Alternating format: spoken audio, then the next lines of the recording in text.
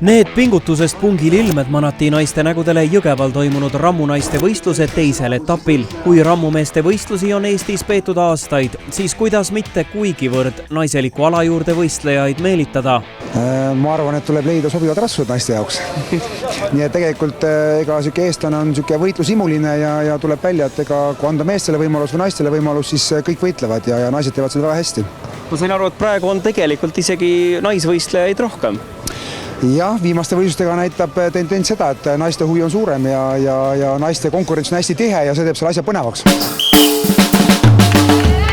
Vaatamata karmile alale on naised nagu ikka elukaaslased, abikaasad ja emad. Nii tuli oma ema Marika Silma saavutatud teise koha puhul õnnitlema tütre Tirts. No nagu ma näen, siis teil on perekonnatoetus igati olemas. On olemas. Kui tihti seda lähikondlaste seas jutuks tuleb, et kelle jalas teie perekonnas püksid on, kui naine sellise alaga tegeleb?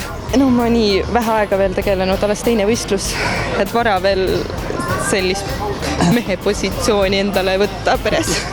No teine võistlus alles, aga ometi selle alani jõudsid, et mis siia üldse tõi? No tegelikult aasta aega tagasi, nüüd vist juba võib öelda, et aasta aega tagasi hakkasin jõusaalis käima. Siis mõtlesin lihtsalt, et saaks oma selja tugevamaks natuke ja mõned kilod vähemaks, aga hakkas meeldima. Väga palju üllatusi tuli peale esimest võistlust. Tegelikult ega keegi ei teadnud, et ma tulen võistlema. Lihtsalt pärast oli Messengeris kirjasid päris palju, et mis mõttes sa nüüd võistled. Et jaa, üllatusi on palju tulnud, aga õnneks on positiivsed üllatused. Loomulikult on vahe rammumehe ja rammunaise võistlustel sees. Kui mehed tõmbavad veokit, siis naised näiteks kaubikut ja nii edasi. Ütleme, see vahe on kuskil kahekordne, et kui naised siin 150 kilogrammi kandsid, siis mehed seal 300 pluss kannavad.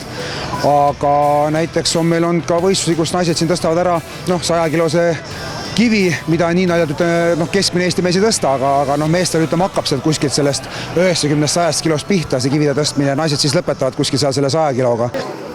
Võistluse pani kinni pisikest kasvu tartlanna Marianna Bogdanova, kes on sarjas kaasa teinud 3 aastat ning varasemaltki jõualadega tegelenud. Kuivõrd jõukohane see tegelikult on siis Eesti naisel, et kui palju ta enne peaks vaeva nägema, kui üldse siia võistlema jõuab?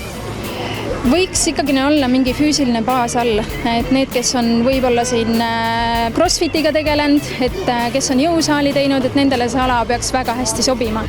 Õige pea, 1. juunil astuvad visad naised võistlustulle Põlvas.